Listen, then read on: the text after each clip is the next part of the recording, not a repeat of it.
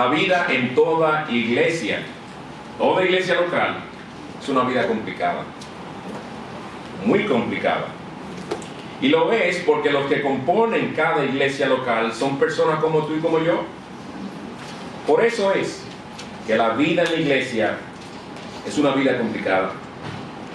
Por nosotros, tú y yo, formar parte de una iglesia, estas están llenas de debilidad, inmadurez, incumplimiento, excesos, a veces hasta abusos y pecados y toda clase de imperfección.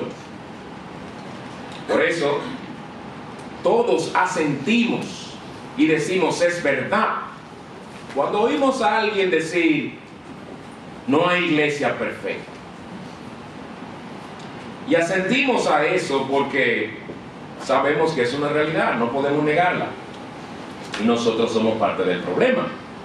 Nosotros hacemos que se diga y que sea verdad el hecho de que no hay iglesia perfecta sobre el globo terráqueo.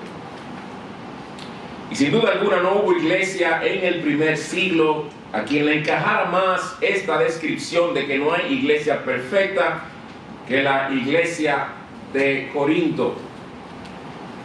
Sin embargo, fue una verdadera iglesia de Cristo. Y una iglesia a la que Pablo le escribió por inspiración divina. Y el Señor puso en nuestras manos estas cartas que les escribió a ellos, por lo menos dos de esas cartas que les escribió a ellos, las puso en nuestras manos para enseñarnos, para reprendernos, para corregirnos e instruirnos en justicia, como el resto de la palabra de Dios. Hoy damos inicio a una serie de estudios sobre una de estas cartas, la primera que Pablo le escribió a los Corintios. Serán estudios expositivos en los que veremos todo el contenido de los 16 capítulos que tiene esta epístola, del principio a fin, sin dejar ni aún los saludos que siempre aparecen al final. A diferencia de nuestro último estudio, o la primera realmente en esta iglesia, la primera exposición de una carta fue la carta de Pablo a los Colosenses, que recientemente terminamos, y nos tomó 23 estudios, 4 capítulos. Aquí estamos hablando de 16 capítulos, así que esto va para largo. Esto va para largo. Pero para largo progresando, no quedándonos estancados y haciendo un ciclo, reciclando lo mismo que hemos dicho, sino que esperamos ir progresando y viendo las verdades que el Señor nos enseña a nosotros allí en esta epístola tan importante. Y como acostumbramos a hacer cuando empezamos una serie de estudios expositivos de uno de los libros de la Biblia, tenemos que dar una introducción, porque no queremos empezar de lleno, hablar de cosas y dando por sentado que hay cosas que entendemos, como cuando puede ser que no entendamos o que no conocemos, y el conocerlas en verdad forman el fundamento que nos ayudará a entender mucho mejor las cosas que estaremos estudiando. Y algunas de las cosas que estaremos estudiando quizás no nos sorprendan tanto cuando recordemos, verdad, que estudiamos eso en la introducción, ahora entiendo un poquito mejor. Y por eso quería que se leyera Hechos capítulo 18, versículos 1 al 17, porque es el relato inspirado de cuando Pablo llegó a Corinto predicando el Evangelio. Y lo primero que vamos a ver en esta mañana, hermanos, es ¿cuándo fue fundada la iglesia de Corinto? ¿Cuándo fue fundada la iglesia de Corinto? Alrededor del año 50 después de Cristo. Pablo visita a Corinto en su segundo viaje misionero. Él llevaba ya un tiempo ministrando en varias ciudades de Grecia, porque Corinto está en Grecia y todavía existe esa ciudad con el mismo nombre, creo que a 50 millas al oeste de Atenas. Él había estado visitando y ministrando en varias ciudades en Grecia. Había ministrado en Filipo, que fue su primera visita a Europa en sus viajes misioneros. Luego de ahí pasó a Tesalónica, de Tesalónica pasó a Berea, de Berea pasó a Atenas, que se nos relata en el capítulo 17 de Hechos, donde encontró todas esas imágenes y todos esos dioses, y encontró un altar dedicado al Dios no conocido, y Pablo toma como ocasión esa oportunidad y les predica también el Evangelio. Pero allí lo rechazan, allí no lo reciben, no hay éxito en la proclamación del Evangelio en Atenas. Lo encontramos en el Nuevo Testamento, una epístola dirigida a los atenienses. No que no se hayan convertido personas, pero no hubo mucho éxito. Lo consideraron a Pablo un palabrero, no quisieron escucharlo luego de que básicamente lo ignoraron o taparon sus oídos cuando él les habló en el Areópago, y Pablo se va de allí. Es de allí que pasa a Corinto, según se nos relata en Hechos capítulo 18.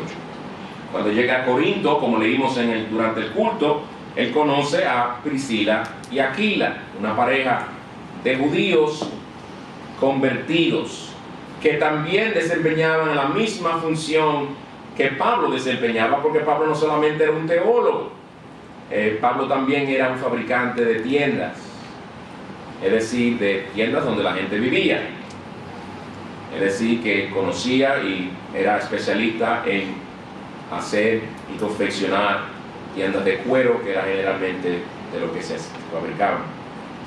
Mientras él se hospedaba con esta pareja, Priscila y Aquila, empezó a ministrar en las sinagogas los días de reposo. Y era la costumbre del apóstol Pablo, y se puede ver en el libro de los Hechos, que él usaba las sinagogas en cada ciudad como un centro o un foco de evangelismo. ¿Por qué? Porque los judíos, a diferencia de los paganos que nunca habían oído o no conocían del Antiguo Testamento, los judíos sí conocían el Antiguo Testamento. Y con los judíos, aunque eran impíos, Pablo tenía un punto de partida, porque podía decirles: en Jesús se cumplió esto, esto y esto, lo otro, que ustedes ya conocen. Ustedes conocen las escrituras del Antiguo Testamento. Yo les vengo a proclamar a ustedes el Mesías prometido. Él no le podía decir eso a los atenienses. Él no les predicó ni le citó un solo texto del Antiguo Testamento a los atenienses en el Areópago. Más bien le citó a sus mismos poetas y profetas. No porque él no se valía de las escrituras, sino que no tendría sentido en un contexto así hablarles de así dice Isaías, cuando ellos ni sabían quién Isaías era. Pero en el caso de las sinagogas, estos sí sabían. Pablo venía, y como era costumbre que cuando venía un visitante le decían: algún varón aquí que tenga palabra, venía y se ponía de pie, y él aprovechaba y les proclamaba el evangelio de Cristo, testificando solemnemente, como leímos. Y él literalmente lo que dicen, bueno, la idea en el original es que él presentaba argumento tras argumento para convencer a los judíos de que Jesús era el Mesías. Bueno, después de que él estuvo predicando entre ellos, estas personas no le quisieron escuchar. Hubo resistencia, aunque el Señor ciertamente, podemos decir, por lo que leemos, invadió con el evangelio poderosamente al reino de las tinieblas en Corinto, porque el Señor trajo salvación a varias personas. Muchos corintios se convirtieron a Cristo, entre ellos judíos como gentiles. Se nos dice hasta que Crispo, el líder de la sinagoga, en otras palabras, un judío de pura cepa, vino a Cristo. No solamente él, también toda su familia. Se nos relata en Hechos 18:8, que ya leímos hace un momento. Después de estas conversiones, Pablo continuó proclamando el evangelio en Corinto, según el versículo 11 del capítulo 18 de Hechos, por 1 año y medio. 1 año y medio, eso es mucho tiempo, donde Pablo estuvo predicando libremente la palabra del Señor, el evangelio del Señor Jesucristo. Pero ¿qué pasa? Esa oposición de la que le hablé, de parte de los judíos, se siguió intensificando. Y se intensificó al punto de estos judíos acusar a Pablo y llevarlo ante el procónsul romano para que le pasaran juicio. Pero el procónsul Gallo, al darse cuenta que las alegaciones eran meramente religiosas, no quiso ver el caso. Después de un poco tiempo más en Corinto, Pablo entonces se va a Éfeso con Priscila y Aquila. Éfeso queda en Turquía y todavía existe esa ciudad con ese mismo nombre. Eso está bien distante de Corinto. En Éfeso es que Pablo conoce por primera vez a Apolos, un hombre sumamente elocuente en la palabra, sumamente elocuente en su predicación, pero Priscila y Aquila se dieron cuenta que Apolos estaba deficiente en algunas cuantas cosas que tenían que ver con el mensaje del evangelio, y lo toman aparte y le dan cierta instrucción privada y él humildemente la recibe y el Señor luego sigue prosperando el ministerio de aquel hombre cuando proclamaba la palabra de Dios. Bueno, Pablo lo que hace es que toma a Apolos, ya que estaba bien fundamentado en el Evangelio, y lo envía a Corinto. No se había olvidado de Corinto, la iglesia que había iniciado allí, y envía a Apolos a Corinto a ministrarle a aquellos hermanos en aquella nueva iglesia.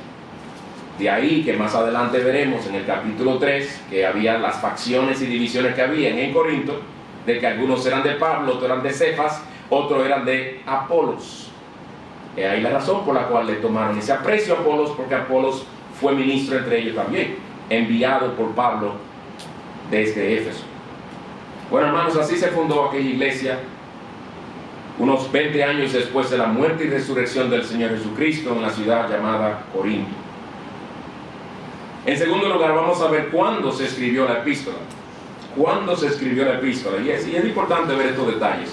Y aquí estaremos muy poco tiempo, pero se escribió alrededor del año 55 después de Cristo. Recuerden que le dije hace un momento que Pablo llegó allí más o menos en el 50. Entonces, 5 años después, Pablo les escribe esta epístola.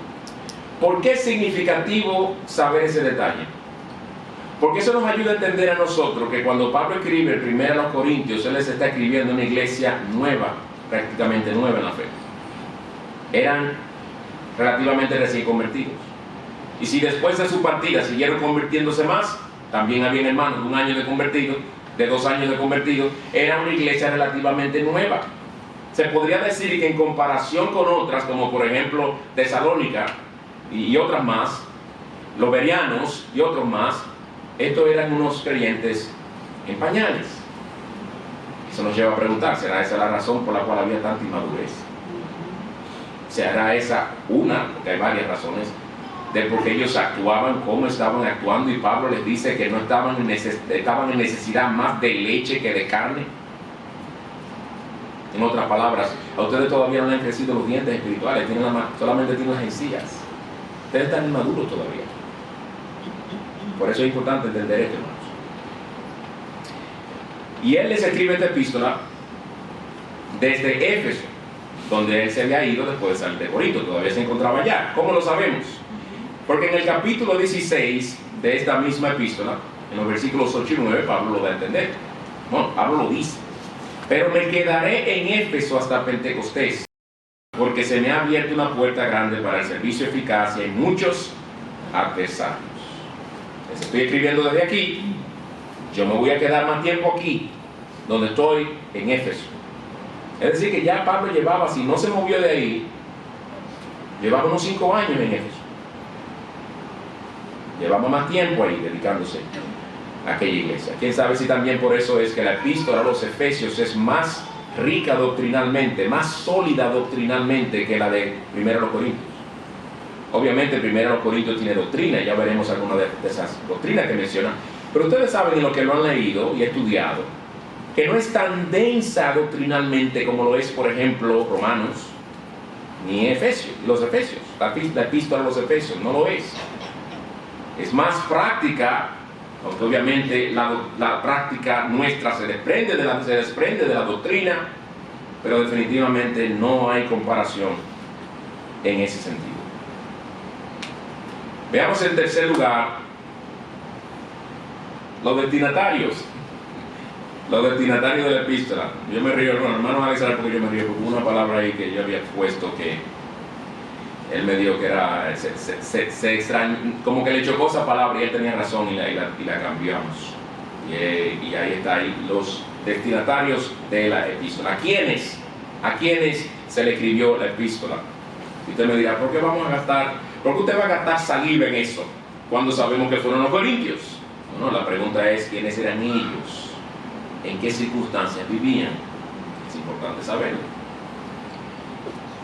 Al principio de la epístola, en el versículo 2, él dice quiénes son los destinatarios al decirle a la iglesia de Dios que está en Corinto. Ustedes ven, cuando ustedes ven un correo electrónico, dice yo no sé cómo, yo creo que en español dice from to, en inglés, from, aparece el nombre de usted, si usted se la está mandando a alguien, el correo electrónico, y donde dice aparece el destinatario, a quien se la está enviando, o el correo electrónico de esa persona. Así se escribían las epístolas en ese entonces. Pablo dice que le estaba escribiendo a la iglesia de Dios. Pero ¿cuánto desorden había en esa iglesia? Pero era una iglesia de Dios.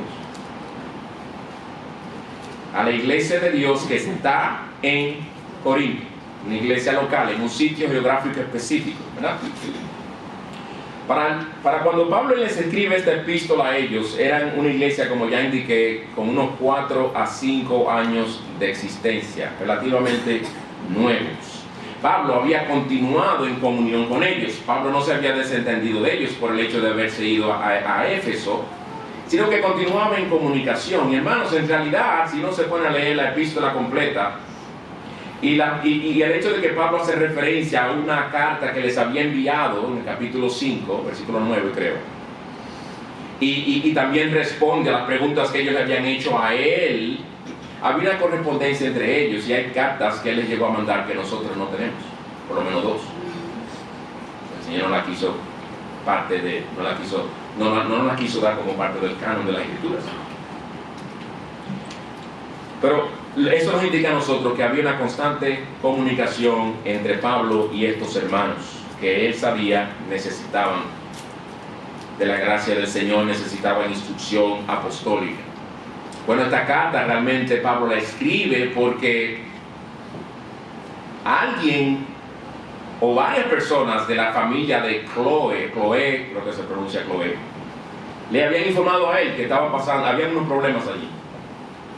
Por lo menos el problema de las divisiones en el capítulo 3, él se lo atribuye a que de la familia de Chloe o la casa de Chloe, como dice la versión, creo que Reina Valera, la nueva versión o de las Américas, de la casa de Chloe, lo mismo que decir de la familia de Chloe. Le habían informado a Pablo de que había unas divisiones allí. Pero también algunos creen que estos de la familia de Chloe son Estefanas, Fortunato y Acaico, que él menciona en el capítulo 16, versículo 17. Sea como sea, el hecho fue que a Pablo le informaron. Pablo no iba a adivinar esas cosas. Pablo tenía que saber lo que estaba pasando allí, y él no tenía un teléfono como nosotros, no tenía correo electrónico como nosotros, no había mensaje de texto en esa época. Estaba a una distancia muy grande, era por barco que tenía que ir allí, era lejos. Bueno, por lo que Pablo se entera, definitivamente vino a conocer que aquella nueva iglesia estaba llena de problemas, debilidades, pecados y carencias.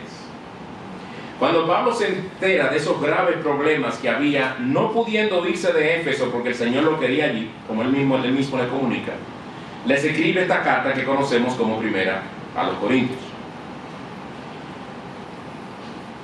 Esos son los recipientes de la epístola, y más adelante estaremos hablando un poco del contexto social en el que ellos vivían, que nos dará a entender por qué los tantos temas que Pablo tuvo que tratar en esta epístola. En cuarto lugar, hermano, veamos la estructura de la epístola, que también es importante verlo.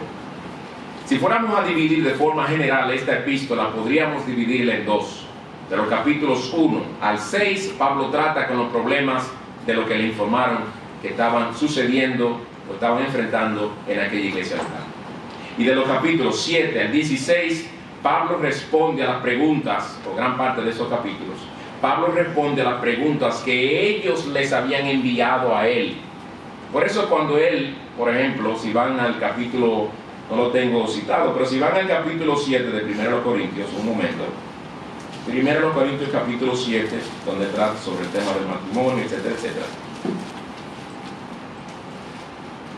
Ahí es que él empieza a responder a las preguntas que ellos le habían hecho por medio de una carta. Por eso empieza el versículo 1 diciendo: en cuanto a las cosas de que me escribieron, y empieza a responder. Y él lo hace también en otro capítulo más, empieza así, o en alguna sección del capítulo empieza así, porque él está a punto de responder a las inquietudes que ellos le habían expresado a él. Y de eso consta gran parte de los versículos de los capítulos 7 al 16. Ahora, permítame mencionarle algunas de las doctrinas principales que encontramos en esta epístola. Pablo aquí habla de la naturaleza de la iglesia y sus implicaciones. Pablo aquí habla de la naturaleza, de la unión de los creyentes con Cristo y sus implicaciones prácticas también. Habla de la sabiduría de Dios, de la adoración. ¿Saben qué, hermanos? No hay ninguna epístola en el Nuevo Testamento que, como 1 Corintios, nos da a entender lo que ocurría en un culto. Por eso cuando Pablo les dice a ellos que cuando se reúnan, que uno aporte salmo, que el otro aporte exhortación, porque hablaba de un orden de cómo se llevaban a cabo las cosas. Y cómo los hermanos que iban a traer, sea enseñanza, sea algún salmo que iban a compartir o se iba a adorar al Señor. Y habla también del profetizar, que por cierto en este contexto, como ya veremos cuando lleguemos ahí, profetizar es sinónimo de predicar.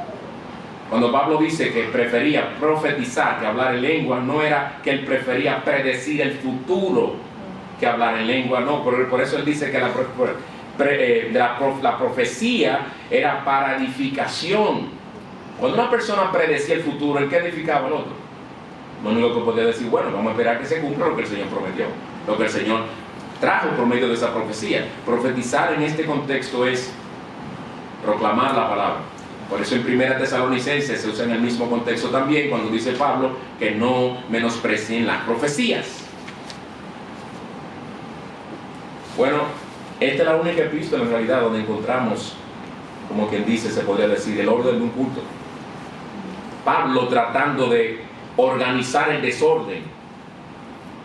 Y es curioso que hay grupos cristianos que se aferran de 1 Corintios 12 y 1 Corintios 14 para su práctica en el culto. No salen de allí, cuando en realidad esos dos capítulos son Pablo corrigiendo el gran desorden que había allí. Esas cosas no, aunque hay obviamente principios para nosotros aplicarlo en todo culto en la iglesia. Esos capítulos principalmente en su momento histórico fueron escritos para corregir el desorden que había. Hable cada uno en orden, uno a la vez, que haya interpretación, no vaya a ser que venga un inconverso y entre y digan que están locos. Y corrigiendo el desorden que había. Pues vamos a aprender de la adoración también. La cena del Señor, 1 Corintios capítulo 11. ¿En qué otra epístola se nos habla de la cena del Señor y cómo se celebra y con qué actitud y con qué espíritu se celebra? Esta es la única. Los dones espirituales, tanto ordinarios como extraordinarios, donde más se habla con más detalles sobre ese tema es aquí. La resurrección de los muertos, donde más se habla extensivamente de ese tema es aquí. Casi un capítulo completo, el capítulo 15 se dedica a ese tema, a esa doctrina. En cuanto a temas prácticos se refiere, aquí también en esta epístola se habla de la importancia de la unidad de la iglesia, la función de los líderes en la iglesia. Varias veces Pablo habla, ustedes deben vernos a nosotros como administradores, como siervos. No nos pongan en pedestales, no suban allá arriba a Apolos, ni a Cefas, ni a Pablo. Pablo no fue crucificado por ustedes. Un concepto correcto y equilibrado de lo que son en verdad los apóstoles y los siervos de Cristo en el contexto de la iglesia. La importancia de la disciplina eclesiástica, capítulo 5, saquen el malvado de entre vosotros. Diferencia entre hermanos, capítulo 6, hermanos demandándose unos a otros, llevándose las cortes. ¿Cómo tratar esas cosas? Divisiones, yo soy de fulano, yo soy de mengano. El matrimonio y el divorcio, capítulo 7, la soltería, capítulo 7, principios para el uso de la libertad cristiana, capítulos 8, 9 y 10, nuestra interacción con el mundo secular, capítulo 6, capítulo 10, etc. Veamos ahora en cuarto lugar la relevancia de esta epístola. La relevancia de esta epístola. ¿Por qué es 1 Corintios una epístola tan relevante para la iglesia de Cristo de hoy? ¿Por qué es tan relevante para ti y para mí en el siglo XXI? La respuesta más simple a eso es porque es palabra de Dios. Segunda Timoteo 3:16, toda escritura es inspirada por Dios y útil. Pues entonces, 1 Corintios para ti y para mí es útil. La necesitamos. Dios nos dio esa epístola. Es más, si no hubieran surgido esos problemas en esa iglesia local, si no hubiera habido los desastres que hubo en esa iglesia local, y si el Espíritu de Dios no hubiera inspirado a Pablo a escribir esta epístola, no hubiéramos aprendido cómo tratar muchas de esas cosas en la iglesia de hoy. Todo eso está bajo control del Señor. Es palabra de Dios, por eso es relevante para nosotros. También es relevante para nosotros porque fue escrita para nosotros. Miren el versículo 2, cuando habla de los destinatarios. A la iglesia de Dios que está en Corinto, a los que han sido santificados en Cristo Jesús, llamados a ser santos. ¿Solamente ellos fueron llamados a ser santos? No, con todos los que en cualquier parte invocan el nombre de nuestro Señor Jesucristo, Señor de ellos y nuestro. Esta fue una epístola escrita realmente para ellos como iglesia local, pero también para toda la iglesia de Cristo a lo largo de toda la historia. Por eso todavía la tenemos, por eso todavía la necesitamos. Pero ahora permítame ser un poco más detallado de por qué creemos que esta epístola es sumamente relevante para la iglesia de Cristo en el día de hoy. Y veremos varias razones, empezando con la primera. Es relevante por la clase de sociedad en la que vivían los destinatarios de esta epístola. Por la clase de sociedad, y debo añadir, tan parecida a la nuestra, en la que vivieron los destinatarios de esta epístola. Estos creyentes vivían en Corinto, ¿verdad? Ya lo sabemos. Pero ¿cómo era Corinto? ¿Cómo era esa ciudad? Era una de las ciudades más ricas y grandes en cuanto a habitantes del mundo de aquel entonces. Era la capital de la provincia romana de Acaya. Hoy día es Grecia, pero en ese entonces a esa parte de Grecia se le llamaba Acaya, que es el sur de Grecia. Era la capital de esa provincia. Para el año 55, cuando Pablo escribe esta epístola, Corinto era una ciudad de mayor renombre que la misma Atenas, donde estaba el Panteón, donde estaban tantas estatuas, donde básicamente se le reconoce como la cuna de la civilización, ¿verdad? Por lo menos entre los griegos, y la influencia que el mundo griego y la filosofía griega tuvo en todo ese mundo de aquel entonces. Atenas era lo más grande, pero Corinto, para el año 55 por lo menos, y de seguro antes también, Corinto había sobrepasado a Atenas en ese sentido. Tenía aproximadamente 200.000 habitantes. No están tan seguros los estudiosos sobre la cantidad de personas, pero era para ese entonces una ciudad significativamente muy poblada. Era un gran centro comercial por su ubicación geográfica estratégica. Me hubiera gustado presentar un mapa. Yo sé que esto no es una escuela dominical o un estudio así, pero la mejor manera que se lo puedo explicar, si ustedes cuando lleguen a su casa quieren ver un mapa, Grecia, supongamos Grecia tiene la parte norte que es inmensa, ¿verdad? Luego se va achicando y hay otra parte que se pone estrecha y luego viene la parte grande aquí abajo, que es el sur de Grecia, que en ese entonces era la provincia de Acaya. El norte de Grecia y el sur de Grecia están unidos por un pedacito de tierra que se llama un istmo. Al lado de ese istmo, ahí mismo pegadito, está Corinto. La peculiaridad de esa ubicación geográfica estratégica era porque los barcos que venían desde Asia, bueno, sería para ustedes de este lado, desde Asia hacia Europa, no pasaban por, las embarcaciones no pasaban, evitaban pasar por el sur de Grecia porque esos mares eran muy violentos y también era una región muy rocosa. Los vientos y las olas podían fácilmente estrellar una barca contra uno de esos peñones inmensos que había por ahí. Para evitar eso, entonces lo que hacían es que venían por este lado, en vez de por aquí abajo, venían por aquí. Ahora hay un canal que se empezó a construir en el 1896, o se abrió en ese entonces, pero en ese entonces no había canal para cruzar ese pedacito de tierra de un lado a otro y permitirle continuar hacia Europa. Pero lo que hizo uno de los emperadores fue que edificó una rampa para que entonces llegaran los barcos, desmontaran todo, lo transportaran al otro lado del istmo, montarlo en otra barca y seguir hacia Europa. Se evitaban todo ese peligro allá abajo, pero el que pasaba por ahí tenía que pagar su peaje. Y también tenía que comprar la mercancía que había por ahí. Le entraba ganancia constantemente a la ciudad de Corinto. Se hizo una ciudad muy próspera, una ciudad muchos querían vivir ahí.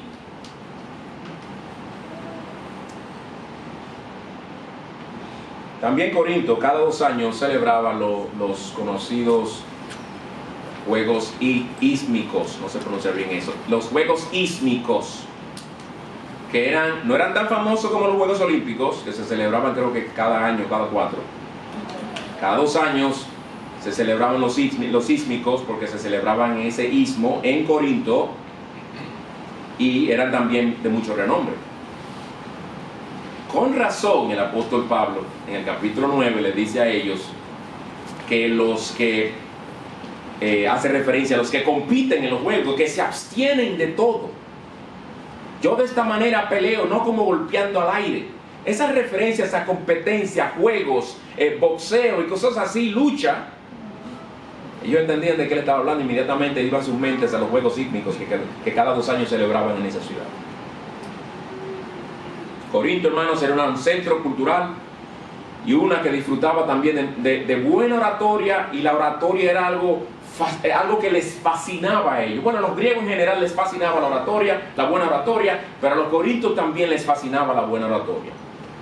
Y aunque nosotros quizás no podamos notarlo a vuelo de pájaro al leer esta primera epístola, hay cosas que quizás aquí allá durante los estudios estaré señalando de cómo Pablo hace uso de algunas técnicas de la oratoria al escribirle a ellos, por ejemplo, paralelismos, anticipando preguntas retóricas y cosas por el estilo, que eran muy comunes en ese contexto y cosas que ellos seguro apreciarían. Y dirían, Pablo sabe escribir, Pablo sabe expresarse. No era para impresionarlos, pero él sabía bien a quién les estaba ministrando. Era también una ciudad muy avanzada en cuanto a las comodidades que tenía. Había mucha diversión, mucho lujo. Una ciudad sumamente moderna según los estándares de la época. Estaba compuesta de habitantes de diferentes contextos y trasfondos. Había ciudadanos romanos, obviamente, libres, esclavos. También había griegos, judíos y de otras procedencias. Fíjense que Pablo llega en el capítulo 18 de Hechos a Corinto y fácilmente puede ubicar una sinagoga judía, que lo sabía, y había suficiente para tener una sinagoga. Y era una ciudad donde se hablaba muchos idiomas también. Era también una ciudad repleta de idolatría y toda clase de filosofía. Se dice que había 26 lugares sagrados, templos en Corinto, en el Corinto de aquel entonces. Una ciudad sumamente pluralista. Y sobre todo era una ciudad conocida por su perversidad sexual. Era tal la inmoralidad sexual de Corinto que los griegos inventaron un verbo basándose en el nombre de la ciudad, que es el verbo en griego sería korintiazo, korintiazo, que es lo mismo que decir para ellos cometer inmoralidad. Fulano cayó en Corintiazo, que una ciudad es como decir cometió Nueva Yorkazo. ¿Entiendes? Uno diría, wow, ya entiendo lo que dice, pero ¿quién acuñó eso? No sabemos. Pero eso habla mucho, hermanos, de la condición de putrefacción moral que había en esa ciudad. Platón mismo, tengo entendido que en un libro suyo habla de una chica corintia como sinónimo de una prostituta. Chica corintia. En su templo, uno de los templos, por lo menos el templo a la diosa Afrodita, la diosa del amor, había 1000 sacerdotisas que eran prostitutas que a través de sus actos sexuales adoraban a su diosa. En ese contexto, hermanos, cultural, religioso, de inmoralidad, una ciudad sumamente libertina, extremadamente religiosa, pero falsamente, obviamente, muy rica y además progresista. Por esto, hermanos, es que digo que esta epístola, entre otras razones, es muy pertinente para nosotros, porque vivimos en una sociedad muy parecida también. Prosperidad material. Uno va al país de uno y uno lo traen del aeropuerto a su casa donde se va a quedar, o al hotel donde se vaya a hospedar, y no ve muchos carros destartalados, casi cayéndose. Aquí no, miren, casi todo el mundo tiene carro nuevo. buen carro. Los trabajos que la gente tiene aquí, los sueldos, en comparación con nuestros países. Es una sociedad muy próspera. Una sociedad de pluralismo religioso. Una ciudad en que muchas personas viven para disfrutar el momento. Inyectándose y consumiendo sustancias que los hacen salir brevemente de la realidad para escapar de lo que les deprime, y tienen que llevarse a través de un éxtasis artificial a una felicidad ficticia, aunque sea por un momentito, porque están desesperados, sin Dios y sin esperanza en este mundo. Y ni se hable ni hablar de la inmoralidad sexual que abunda en nuestra sociedad. Esta es una epístola relevante por la clase de sociedad en la que vivían los destinatarios de la epístola. En segundo lugar, es una epístola relevante para nosotros por las preguntas a las que da respuesta. Por las preguntas a las que esta epístola da respuesta.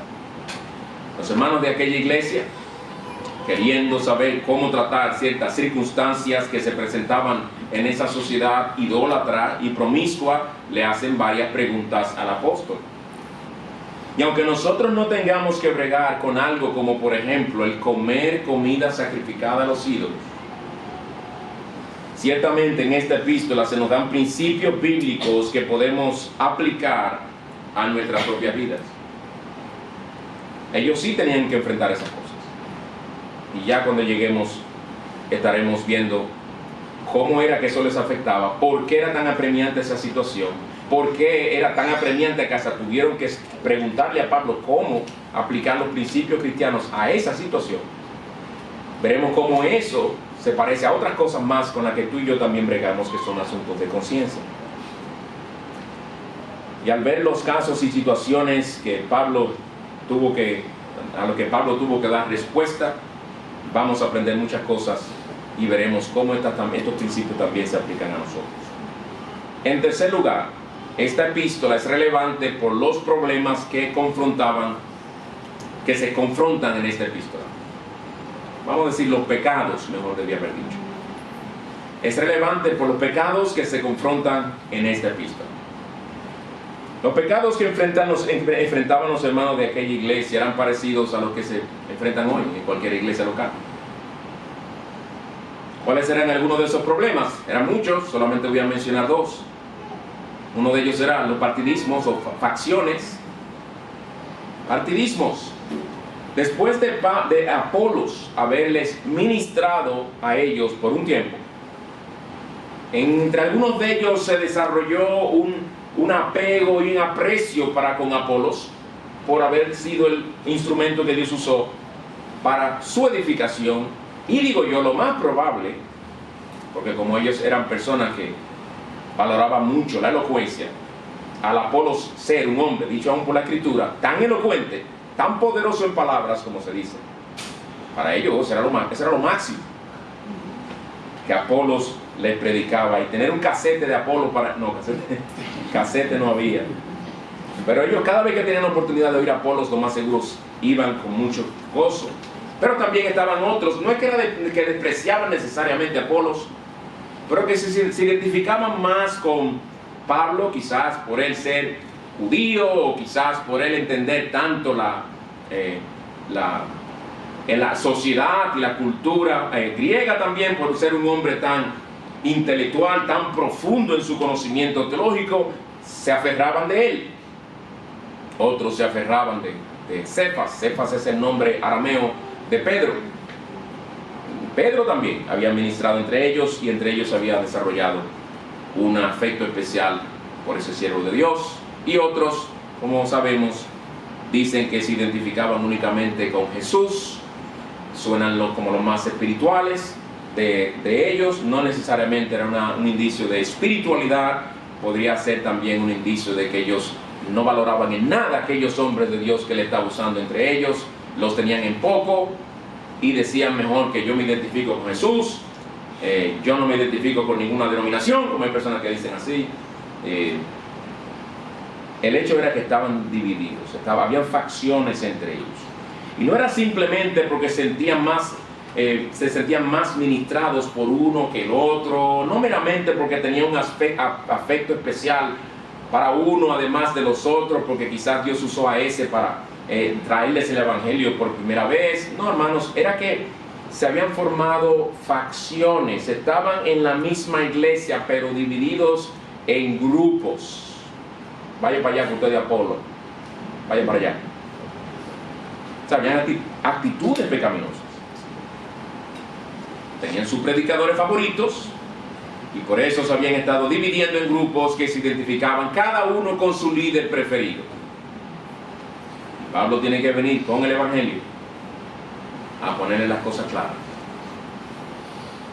Obviamente estarán simplemente señales de inmadurez espiritual.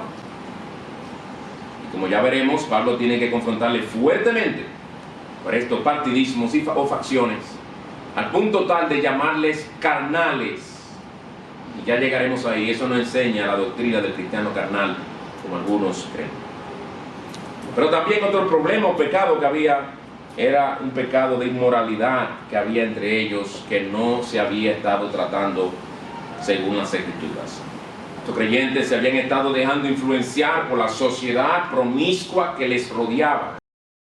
Ellos no entendían, o quizás no querían entender, algunos de ellos, no todos, lo que el Señor nos dice en 1 de Juan 2:15: no améis al mundo ni las cosas que están en el mundo. Había algunos miembros que no se habían descorintianizado por completo, y esa sí me la inventé yo. Pero ustedes me entienden. No se habían descorintianizado por completo. En su carta anterior a lo que se conoce como la carta perdida que no tenemos, Pablo les exhortó a no asociarse con personas inmorales. Eso él lo menciona en el capítulo 5, versículo 9. Y él tiene que aclararles que cuando les dijo eso en aquella otra epístola que no tenemos, no fue para que no se asociaran con quizás un tío que es un inmoral, pero necesita de Cristo. Tienen que darle el evangelio. No, Pablo le dice: yo le dije a ustedes que no se asociaran con creyentes, con personas que profesaban ser cristianos, pero estaban viviendo en inmoralidad. No, porque si seguían haciéndolo, hermanos, ¿qué es lo que iban a estar haciendo? Incentivando a estas personas a seguir en su vida de hipocresía, ayudándolos en su endurecimiento y con su silencio aprobando su conducta promiscua. Algunos de ellos no se habían divorciado por completo de su antigua manera de vivir. En algunas áreas de su vida estaban viviendo como si fueran los paganos que le rodean. Claro, se puede entender que eran nuevos en la fe, que no tenían tantos recursos espirituales y de edificación que tú y yo tenemos a nuestra disposición, que inmediatamente, si queremos leer la Biblia, la podemos leer inmediatamente. Podemos acceder a libros cristianos inmediatamente, especialmente si les gustan leer los libros electrónicos y los lleva encima en todo momento. Y tenían además toda esa presión de esa sociedad promiscua que les rodeaba. En el capítulo 5, versículo 13, Pablo les dice: ¿qué hacer con uno de los miembros que había estado viviendo en inmoralidad? En una inmoralidad tal, dice él, que ni aún entre los paganos se había conocido. Él exhorta: el poder del Espíritu y por inspiración del Espíritu, expulsen de entre ustedes al malvado. En otras palabras, sáquenlo ya. Eso hace tiempo que debieron haberlo dicho. Sáquenlo ya. Como muchos cristianos hoy, corintios estaban teniendo grandes dificultades en cuanto al no imitar a la sociedad impía que les rodeaba. Eran miembros de una iglesia fundada por uno de los apóstoles, mejor dicho, por el mayor de los apóstoles, pero se estaban conformando demasiado al mundo.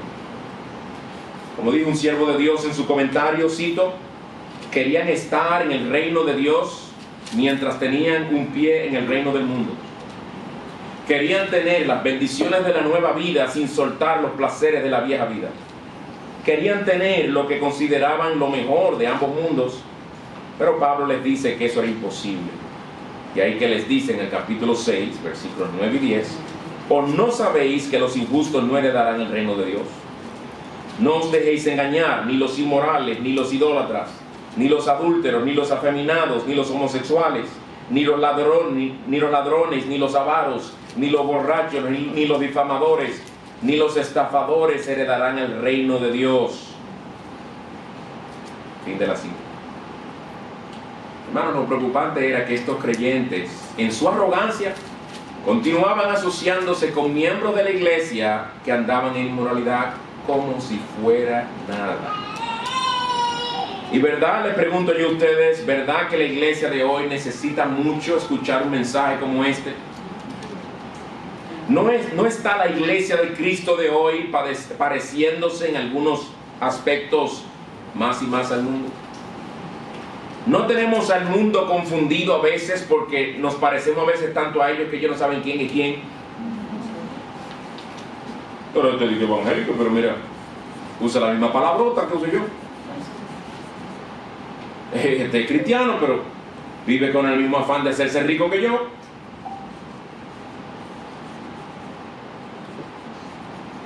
Entonces el estudio de esta epístola, hermanos, es sumamente relevante para la iglesia de Cristo de hoy. Y lo es porque nos enseñará cómo vivir en este mundo sin ser como este mundo. Otro problema que Pablo enfrenta aquí, yo he dicho que eran dos, mira, ni me di cuenta cuando estaba repasando que me equivoqué, porque hay otro asunto más que menciono aquí y que vemos en la epístola también, que Pablo tiene que enfrentar, y era la confusión que había entre ellos en cuanto a la verdadera espiritualidad, en cuanto a lo que verdaderamente era ser un hombre y una mujer espiritual. Ellos vienen de un contexto de religiosidad pagana, pero lo que vemos en esta epístola, lamentablemente, es una fascinación por lo espectacular, una fascinación con los dones extraordinarios, los dones de lenguas, principalmente el de las lenguas. Y Pablo, como les digo, las veces que Pablo menciona las lenguas, el tema del hablar en lenguas, generalmente es corrigiendo un problema. Cuando lleguemos ahí tendremos que hacer un paréntesis y explicar por qué somos cesacionistas. Entonces ya es otro tema, y en su momento llegaremos. Pero al tratar con esto, él se da cuenta que lo que les fascinaba era lo extraordinario. El capítulo 12, básicamente entero sobre ese tema. Capítulo 14 también trata del tema, pero en el centro, tomando el capítulo 12 y el 14 como las rebanadas de un sándwich, en el centro la carne y el queso, y la mayonesa y el cachú, es el capítulo 13 de 1 Corintios, que habla de ¿qué? Del amor. Ese capítulo que usamos tantas veces para predicar en bodas, para hablar del amor cristiano, es verdad, habla de eso. Pero Pablo les está diciendo, acuérdense, en ese contexto, no, yo les voy a decir a ustedes, les voy a hablar a ustedes de un camino mucho más excelente que el estar exhibiéndose en público con dones extraordinarios. Porque a lo mejor se preocupan por amar. Si ustedes amaran en verdad, se preocuparan más por profetizar, porque el profetizar o predicar edifica más a los hermanos, porque ellos lo entienden. Pablo tiene que enfrentar este problema entre ellos. Estaban confundidos en cuanto a la verdadera espiritualidad, y hoy día también hay hermanos en Cristo, verdaderos hermanos en Cristo, fieles, creyendo que su espiritualidad está basada en experiencias personales. Y el que no las ha experimentado está en otro nivel inferior de espiritualidad.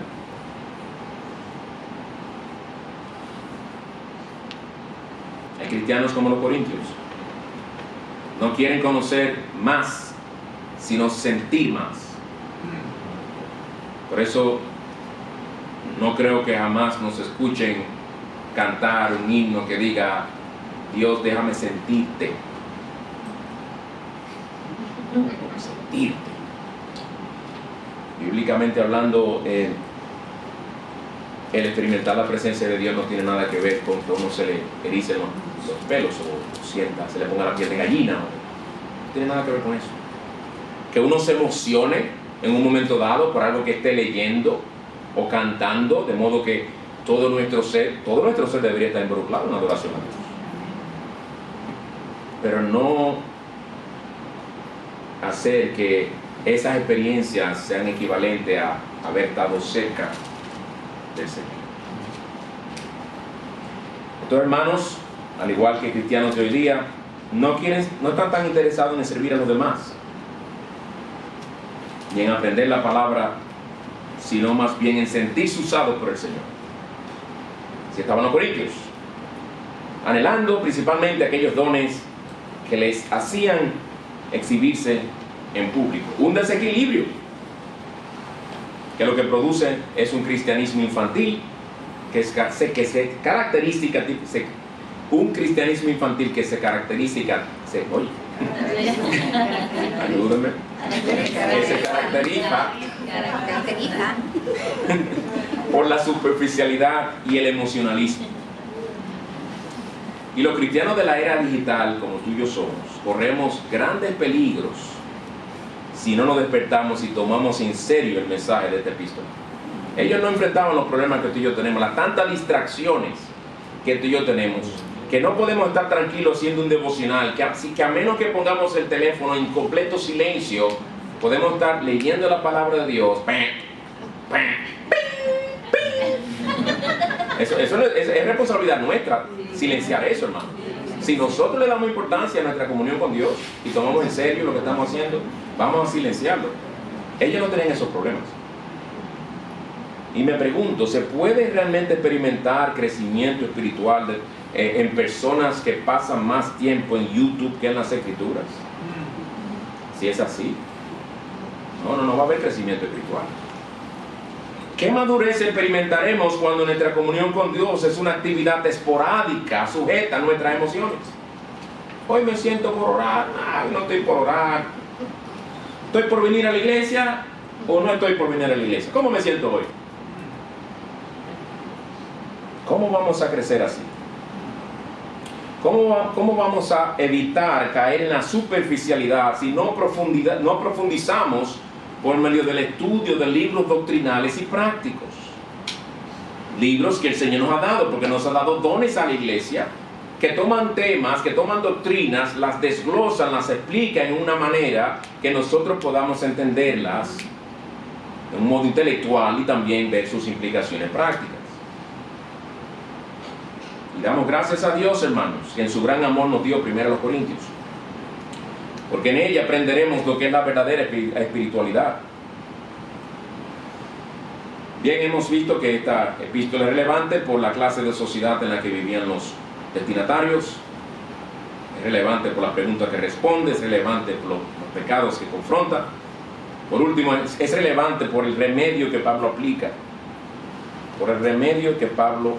Estos creyentes, como nos sucede a nosotros, de seguro querían soluciones rápidas y simples a sus preguntas, inquietudes y problemas. Y como se darán cuenta cuando entremos de lleno a ver las respuestas que Pablo da, uno dice un momentito, wow, pero Pablo dedicó un capítulo completo o 2 capítulos completos a una pregunta tan simple, porque a veces las cosas no son tan simples como nosotros pensamos. Pablo lo que hace es, como siempre hace en sus epístolas, cuando va a resolver un problema o va a responder una pregunta, es tomar el Evangelio y mostrarnos la suficiencia del Evangelio para todo aspecto de la vida cristiana, en lo privado y en lo eclesiástico. Eso es lo que hace Pablo. Tomar el Evangelio y decirles, he aquí el Evangelio. ¿Cómo resuelve él, por ejemplo, el problema de que yo soy de Apolo, yo soy de Cefa, yo soy de Pablo, yo fui crucificado por ustedes? ¿Cómo resuelve el problema de la inmoralidad sexual? A precio de sangre fuisteis comprados. Glorificad a Dios con vuestro cuerpo. No se lo entreguen a una prostituta. Cristo, Cristo, Cristo por todos lados. También una epístola cristocéntrica. Toma la muerte de Cristo, el hecho de que fueron comprados a precio de sangre, la realidad de que ellos le pertenecen a Él y no a sí mismos, de que ya no le pertenecen al mundo, y los llama a vivir a la luz de esas realidades gloriosas reveladas en el Evangelio. En otras palabras, Pablo los llama a pensar según las Escrituras y a vivir según las implicaciones prácticas del Evangelio. Por eso en el capítulo 2, versículo 12, dice, y nosotros hemos recibido no el espíritu del mundo, sino el espíritu que viene de Dios, para que conozcamos o entendamos lo que Dios nos ha dado gratuitamente. Y como en el 14, versículo 20, les dice: hermanos, no sean niños en la manera de pensar, más bien ser niños en la malicia, pero en la manera de pensar, ser maduros. Y nosotros también, hermanos, debemos aprender a ver la relevancia del Evangelio en todo aspecto de nuestras vidas. El Evangelio no es solo para los que no conocen a Cristo. El Evangelio es para los creyentes. Y hay cosas que están bien claras en las Escrituras. Hay otras que no están bien claras.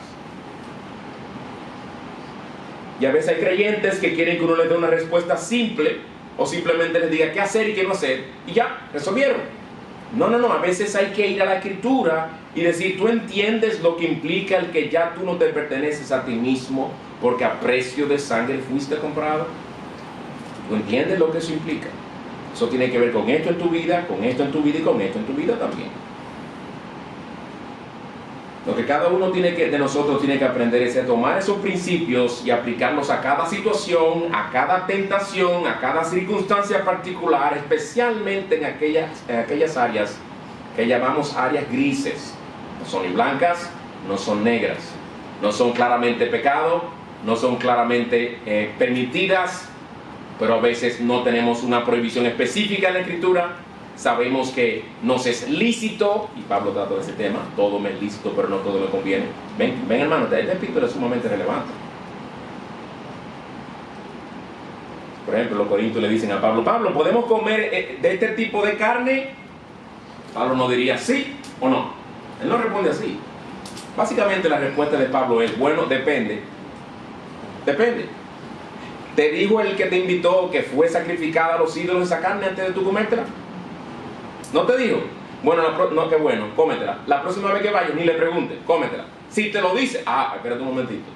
Tú tienes un testimonio que mantener. Tú tienes que cuidar la conciencia de él.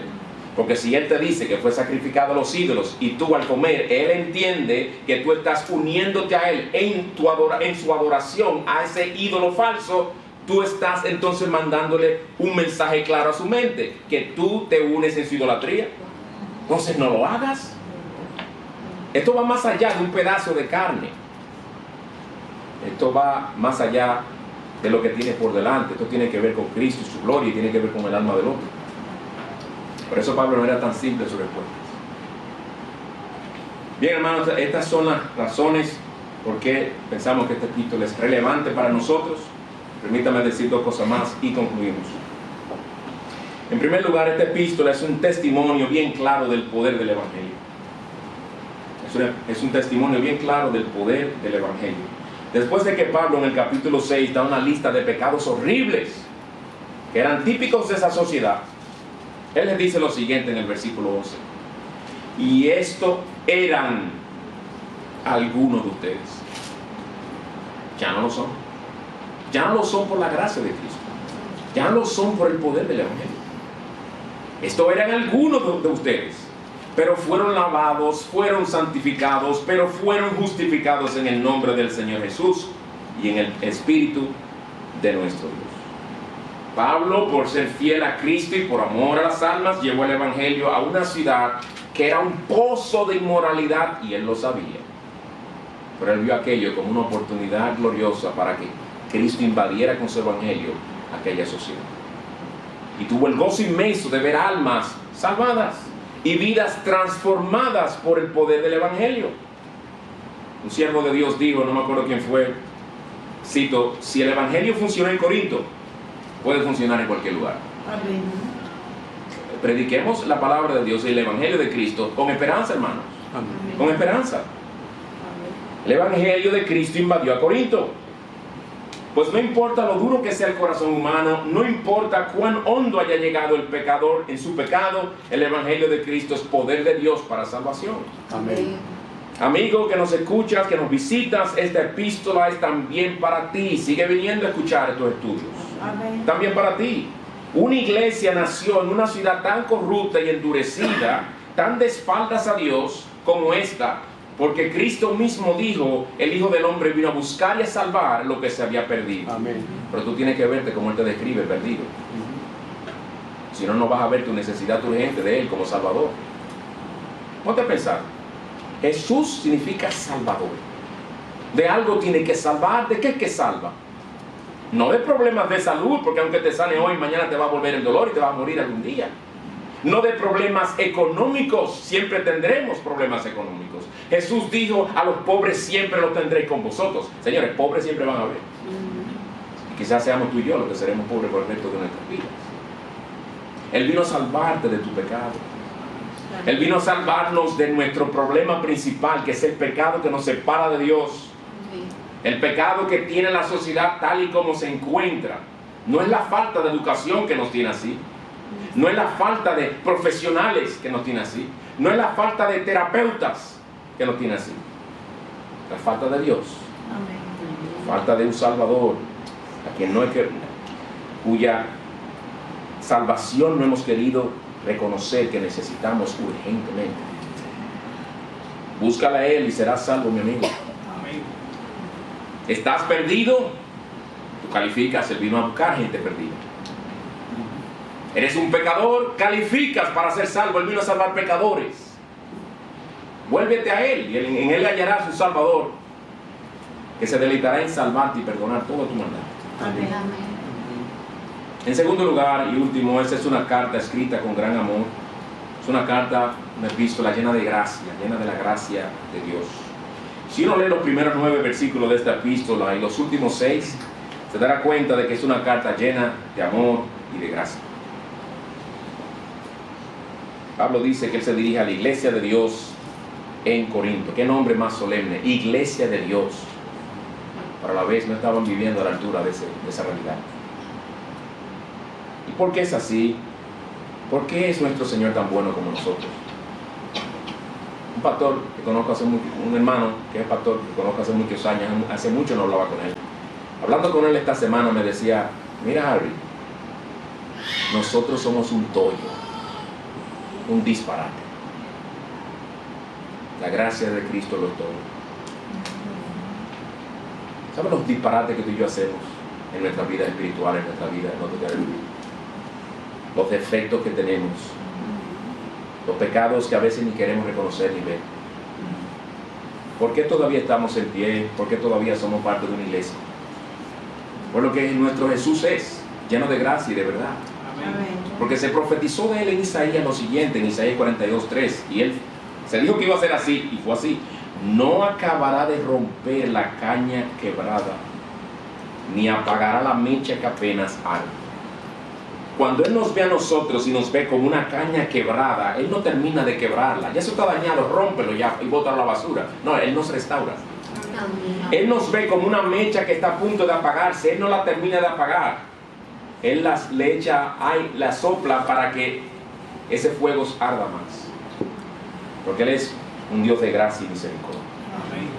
Permítame terminar con una cita y oraremos.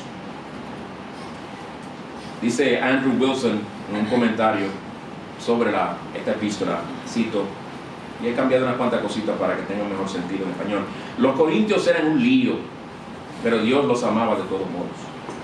Es vital el que pensemos en la gracia y hablemos de la gracia, pero a veces necesitamos ver la gracia en acción. A veces necesitamos ver a un apóstol molesto hablándole con ternura y amor a una iglesia rebelde y divisiva con una fe que cree en la transformación que solo el poder del Espíritu y la fidelidad de Dios pueden obrar. Esto es algo que se despliega en toda su riqueza en esta carta. Le da esperanza a los corintios que haya en cualquier lugar, incluyéndome a mí, dice el fin de la cita. Hermanos, oremos y pidámosles al Señor que bendiga esta nueva serie de estudios sobre esta epístola que Él nos ha dado para nuestra instrucción, enseñanza y edificación. Oremos. Señor, gracias te damos por primera los Corintios. Gracias te damos por este privilegio de estudiar esta maravillosa epístola.